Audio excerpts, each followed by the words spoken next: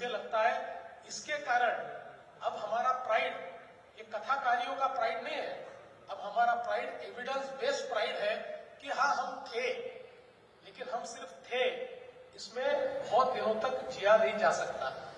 हम सभी लोग जानते हैं कि जो एक हमारा पुराना पुण्य होता है उसके भरोसे जिंदगी नहीं कटती।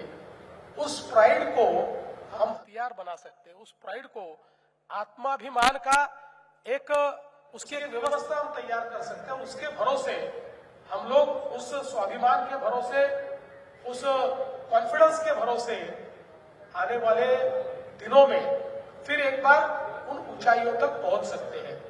जैसे सभी ने यहां पर बताया कि धर्म का मूल ये अर्थ है, ऐसा जो चाणक्य ने लिखकर रखा है। आज हम लोग देखते हैं कि दुनिया में जो समृद्ध देश है वही दुनिया चलाते हैं, उन्हीं का विचार चलता है, उन्हीं की भाषा चलती है, उन्हीं के आचरण चलते हैं, उन्हीं का संगीत चलता है। इसलिए हमें एक प्रकार से समृद्ध देश के रूप में अपने आप को स्थापित करना होगा।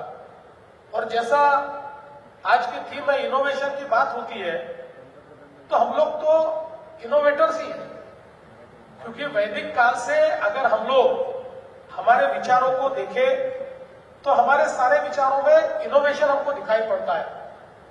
जिस प्रकार का खगोल और भूगोल जो दुनिया को कभी पता ही नहीं था, वो हमारे वेदों में या जो प्री वैदिक हमारे जो स्क्रिप्चर्स है उसमें दिखाई पड़ता है।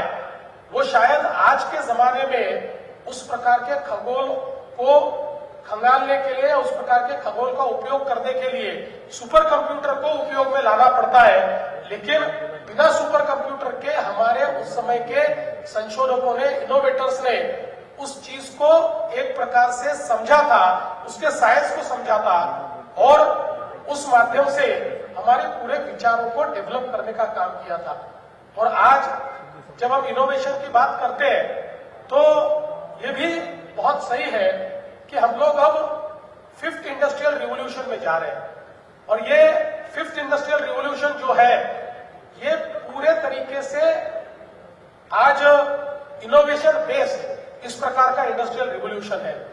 और मुझे ऐसा लगता है कि सज्जन जी ने जो बात कही ये बहुत सही है कि मैन्युफैक्चरिंग ये एक प्रकार से अर्थव्यवस्था की रीढ़ की हड्डी है भी और होनी भी चाहिए, लेकिन धीरे धीरे मैन्युफैक्चरिंग